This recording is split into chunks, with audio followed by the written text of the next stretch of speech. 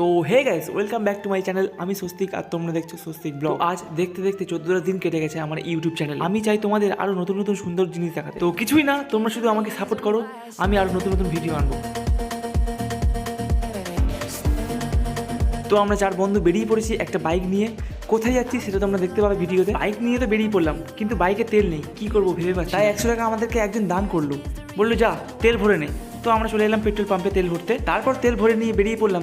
বেরিয়ে এসে মনে পড়লো কালকের ভলিবলটা তো লিক হয়ে গেছে, একটা বল তো কিনতেই হবে। তারপরে চলে গেলাম খেলা ঘরে। পর সেখানে গিয়ে দেখি এই সুন্দর ট্রফি দুটো রাখা রয়েছে। এই দুটো বলের মধ্যে কোন বলটা খেলা উচিত সেটা জানা থাকলে কমেন্টে জানিও। এক নিভিয়া, 2 কস্কো। তো আমাদের বাজেটের মধ্যে চলে এসেছে কস্কো অ্যাক্লেম, তাই আমরা এটাই নিলাম। তো বল নিয়ে ফিরছি, হঠাৎ দেখা হলো একটা সুন্দর নার্সারি, সুন্দর সুন্দর ফুলের কালেকশন, আর তার থেকে সুন্দর সুন্দর এই মাটির টবগুলো।